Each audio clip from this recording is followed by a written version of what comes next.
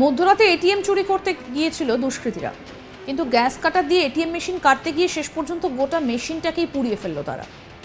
মেশিনটা এমনভাবে পুড়ে যায় যে এটিএম এর ভেতরে থাকা 21 লাখেরও বেশি টাকা পুড়ে গিয়েছে। চাঞ্চল্যকর এই ঘটনাটা ঘটেছে মহারাষ্ট্রের থানেতে। জানা গিয়েছে একটি রাষ্ট্রায়ত্ত ব্যাংকের এটিএমে শনিবার মধ্যরাতে একটা গ্যাস কাটার নিয়ে ঢোকে দুষ্কৃতীরা। মধ্যরাত হওয়ায় তখন চারপাশ ফাঁকাই ছিল।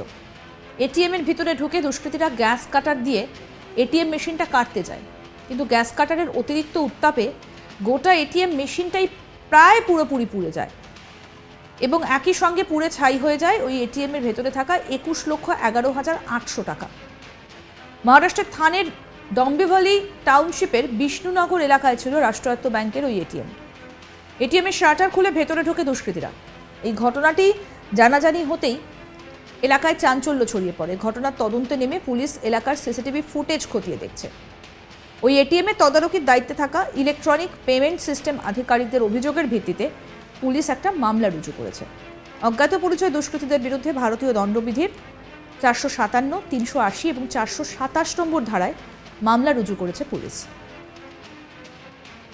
এই ঘটনার এলাকার ব্যবসায়ী এবং সাধারণ মানুষের মধ্যে যথেষ্ট চাঞ্চল্য ছড়িয়েছে।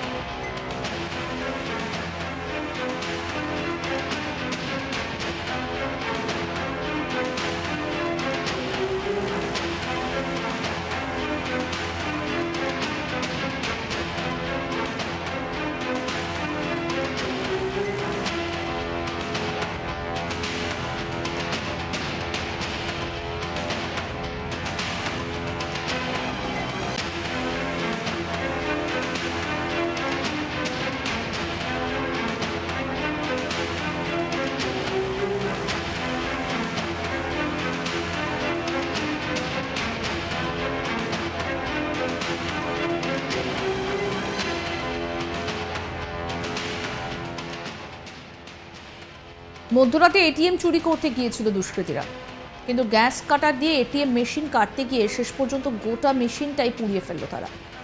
মেশিনটা এমনভাবে পুড়ে যায় যে এটিএম এর ভেতরে থাকা 21 লাখেরও বেশি টাকা পুড়ে গিয়েছে। চাঞ্চল্যকর এই ঘটনাটা ঘটেছে মহারাষ্ট্রের থানেতে। জানা গিয়েছে একটি রাষ্ট্রায়ত্ত ব্যাংকের এটিএমে শনিবার মধ্যরাতে একটি গ্যাস কাটার নিয়ে ঢোকে দুষ্কৃতীরা। মধ্যরাত হওয়ায় তখন চারপাশ ফাঁকাই ছিল। এটিএম এর ভেতরে ঢুকে দুষ্কৃতীরা গ্যাস কাটার দিয়ে এটিএম মেশিনটা কাটতে যায়, কিন্তু গ্যাস কাটারের অতিরিক্ত উত্তাপে গোটা এটিএম মেশিনটাই প্রায় পুরোপুরি পুড়ে যায়। এর একই সঙ্গে পুড়ে ছাই হয়ে যায় ওই এটিএম এর ভেতরে থাকা 21,11,800 টাকা। মহারাষ্ট্রের থানের ডম্বিভালি টাউনশিপের বিষ্ণুনগর এলাকায় ছিল এই রাষ্ট্রায়ত্ত ব্যাংকের এটিএমটা। এটিএমের শাটার খুলে ভেতরে ঢোকে দুষ্কৃতীরা। এই ঘটনাটা জানাজানি হতেই এলাকায় চাঞ্চল্য ছড়ায়। ঘটনার তদন্তে নেমে পুলিশ এলাকার সিসিটিভি ফুটেজ খতিয়ে রেখেছে। ওই এটিএমের তদারকির দায়িত্বে থাকা ইলেকট্রনিক পেমেন্ট সিস্টেম আধিকারিকদের অভিযোগের ভিত্তিতে পুলিশ একটা মামলা রুজু করেছে।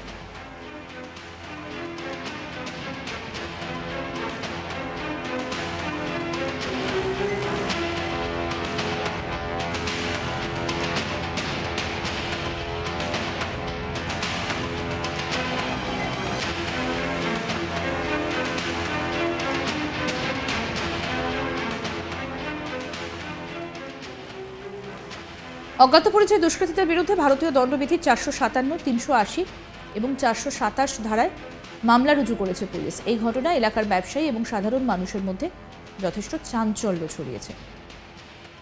পুড়ে গিয়েছে গোটা এটিএম এবং এই ঘটনার ইতিমধ্যেই তদন্ত শুরু হয়েছে। এটিএমে থাকা 21 লক্ষেরও বেশি টাকা পুড়ে ছাই।